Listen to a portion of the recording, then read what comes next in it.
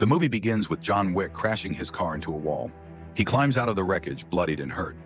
Pressing his hand against a stomach wound, he watches a video of his late wife Helen on the beach before collapsing to the ground. A few days earlier, on a cloudy morning, John wakes up and starts thinking about his time with Helen. He recalls a dinner they shared and the heartbreaking moment when she fell into his arms. Later, we see him at the hospital, kissing Helen's forehead after the doctor leaves. With a broken heart, John holds his wife's necklace. We learn that Helen was suffering from an illness that eventually took her life. John gets into his car and drives to her funeral. After some time, everyone has left the cemetery, but John is still standing alone. A man watches him from afar. After the service, an old friend, Marcus, approaches, offering his condolences and checking in on John, as a good friend would. The two have a brief conversation before Marcus says goodbye and leaves. Following the funeral, John returns home and begins cleaning up. He hears the doorbell and opens the door to find a delivery woman with a package. She hands him the box, which contains a small beagle. When John opens it, he finds a letter from his late wife, Helen. In the note, she explains that she's accepted her fate and urges John to find happiness again, starting with the puppy. John becomes very emotional reading the letter and begins to cry. He takes the puppy out of the box and notices the collar decorated with flowers, making him believe Helen named the dog Daisy. Later, John gently picks the puppy up from the bed and places her on the floor. The next morning, John wakes up to find Daisy climbing onto his bed. The dog follows him everywhere around the house. He pours cornflakes for both of them and decides to buy proper food for the puppy. He then takes her for a ride in his vintage 1969 Ford Mustang Mach 1. During a stop at a gas station, Joseph Tarasov and two of his associates approach. Joseph admires John's car and asks about its price, but John responds that it's not for sale. Joseph insults him in Russian, claiming everything has a price, to which John replies, "Not this one," angering Joseph. One of Joseph's companions holds him back, allowing John to drive away without incident. Later, John heads to an abandoned construction site where he drives his car recklessly, drifting to release his frustration. He goes around in circles, narrowly avoiding trucks before eventually coming to a stop. Afterward, he returns home and goes to bed. During the night, Daisy needs to go outside, so John takes her downstairs. Two shadowy figures then confront him, and a third person hits him in the head with a bat. As John lies on the ground, the men attack Daisy, and one of them kills her. They demand John's car keys, and after finding them, the man who struck John removes his mask, revealing himself as Joseph. He curses at John and knocks him out. When John regains consciousness, he finds Daisy's lifeless body and lays beside her. He then digs a grave for her and cleans up the mess in his home. Memories of his wife and the brutal attack from the previous night haunt him. Meanwhile, Joseph drives John's Mustang to Aurelio's shop, demanding new papers for the car. Aurelio recognizes the vehicle and questions Joseph about where he got it. Joseph proudly admits to stealing it. Aurelio orders him to leave immediately, but Joseph arrogantly replies that Aurelio has no choice but to comply, claiming they own him. Aurelio silences Joseph, explaining that he works with his father, and strikes one of his henchmen. As one of the men draws a gun, another stops him from firing. Joseph insults Aurelio and threatens to take his business elsewhere. Later, John stops by the shop to ask about the car. Aurelio confirms it's the same car and tells John that Joseph is Vigo's son. Soon after, Vigo calls Aurelio to inquire why his son was struck. Aurelio responds bluntly, "He stole John Wick's car, sir, and killed his dog." Vigo responds with a calm, "Oh." Clearly concerned, Vigo heads to his penthouse and orders his men to bring his son to him. Meanwhile, John enters his basement with a sledgehammer and begins tearing up the floor. Beneath it, he uncovers a hidden cache of weapons and gold coins, signaling his preparation for what's ahead. Later, Vigo visits Joseph at his house, initially complimenting him on his jacket. But then, he punches Joseph in the stomach, telling him that he made a critical error. His henchman suggests leaving, but Vigo insists on staying. He explains to Joseph that John Wick, once known as Baba Yaga or the Boogeyman, was formerly associated with him until he retired to marry Helen. Vigo recounts witnessing John kill 3 men in a bar with nothing but a pencil. He then reveals that when John retired, he was tasked with completing an impossible job, eliminating several high-profile targets within a short time. To everyone's astonishment, John succeeded, and this played a vital role in building the Tarasov Empire. Joseph claims he can resolve the situation and complete the task, but Vigo warns him that John will come for him, and there's no way to escape that fate. Vigo then attempts to call John, but the call is abruptly cut off, signaling serious trouble ahead. Later that night, John prepares for the inevitable attack, knowing that Vigo has sent a squad of assassins to his house. The assassins quickly realize their mistake in taking on the Boogeyman. John swiftly neutralizes them, taking down each one with precision. He faces a few opponents in intense combat before delivering a fatal blow to one, Although Vigo sent 12 assassins, John makes quick work of all of them. Once the fighting is over, a police officer arrives at John's door and knocks. John recognizes him by name and asks if there's a noise complaint. The officer confirms, then asks if John has returned to the business, nodding toward the bodies behind him. John replies, "I'm just cleaning up," and the officer, unfazed, walks away, leaving John to deal with the aftermath. John contacts a specialized cleanup crew for situations like this. It's clear they know this won't be their last job with him. Meanwhile, Vigo approaches Marcus, an old acquaintance of John's, and offers him a $2 million contract to kill John.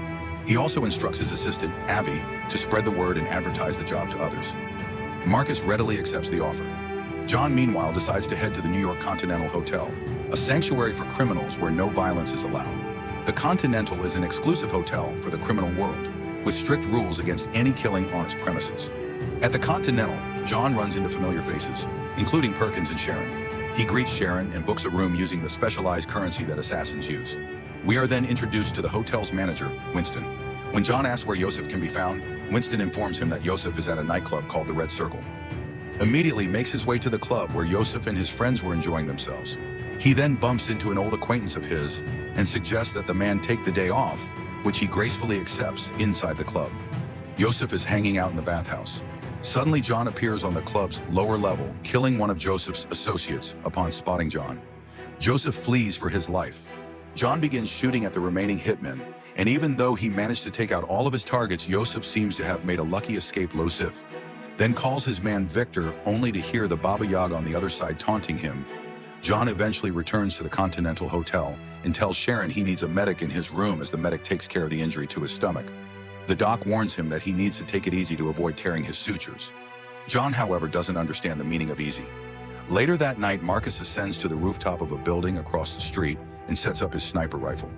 He spots John, who was sleeping, but he also observes someone entering through the mirror and fires a warning shot at John Perkins, then starts shooting at him, but he narrowly dodges her attacks. Turns out, Vigo is offering $4 million to break the Continental's rules and kill John. He engages in a struggle with Perkins and eventually puts her in a headlock, proposing that he would show her mercy in exchange for useful intel. Perkins discloses that Vigo keeps most of his riches in a church basement and says the location he renders her unconscious, and immediately leaves her with Harry in exchange for a gold coin. Unbeknownst to Harry, Perkins has dislocated her thumb and is slipping away.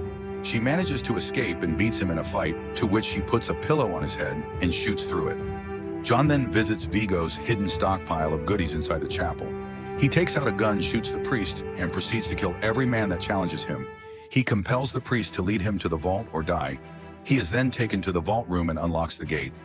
John dismisses the ladies in the vault and sets fire to the entire structure, causing Vigo to lose his fortune. He goes outside to camp on top of a building next to the chapel.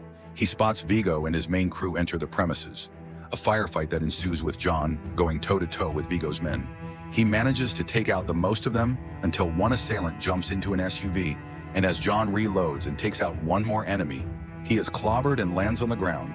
Vigo takes advantage of this opportunity to apprehend John upon waking up. Vigo questions why he is seeking vengeance over a car and a dog. John reveals that Joseph stole the life of his dog, which was a gift from his late wife, and warns Vigo that he can either hand over Joseph or die with. But Vigo leaves him to his thugs, who begin to kill him. But luckily, Marcus shoots one of the hitmen, giving John an opening to take out the other. John then runs out into the street, and with Vigo's escape vehicle in sight, he takes out the driver. He then aims his gun at Vigo, who is then forced to reveal that Joseph is hidden in a Brooklyn safe house. John then decides to leave him be at the safe house. We see Luce inside a room playing video games with one of his mercenaries. The area surrounding him is covered by multiple teams and multiple snipers as they all check in. We see that John also checks in. He takes the unconscious man's sniper rifle and begins firing at will. With deadly precision, Joseph takes off, and simultaneously his getaway vehicles erupt in flames. He takes off running, but John finally catches up to him and shoots him in the stomach and then in his head without any hesitation after John's revenge has been satisfied. He thanks Marcus for helping him out. But little do they know that Perkins discovers the two of them communicating. She reports her findings to Vigo, and in response, he orders his henchmen trap Marcus inside his house. The scene then cuts to Vigo calling John and elaborating to him that Marcus was subdued for failing to complete his job as they attack him and are about to finish him. He puts up a last stand and takes out a few men, but is fatally shot by Perkins. Vigo then heads to a helicopter that will transport him out of the city. The plan is for John to come to Marcus's house where Perkins will ambush him, but she is summoned to a meeting with Winston, the proprietor of the Continental Hotel.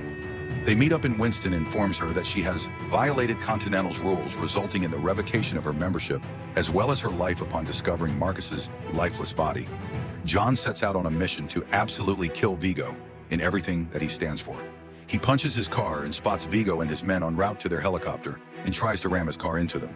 Vigo orders Avi to take out John, but John's vehicle collides with one SUV, making it swerve and go overboard. As they play bumper cars with each other, John pulls an amazing move, which manages to crash Vigo's car into a pole. The Russians then start pouring out of the SUV and shoot at John, but he instinctively uses his car as a shield and battering ram, ending off all of his assailants. Avi personally gets out of the car and tries to do something, but he too gets killed. Vigo then suddenly rams his SUV into John's car, but he manages to escape before the car goes overboard. With both vehicles out of the picture, the two have a proper Western standoff and drop their guns, and they both engage in a fierce rain until Vigo pulls out a knife. But John uses the blade to his advantage, allowing it to hit him, which he then uses his stomach to leverage and break Vigo's arm. He then plunges the knife into Ego's traps. They sit for about 1 minute as Vigo cannot believe John done all of this for a dog.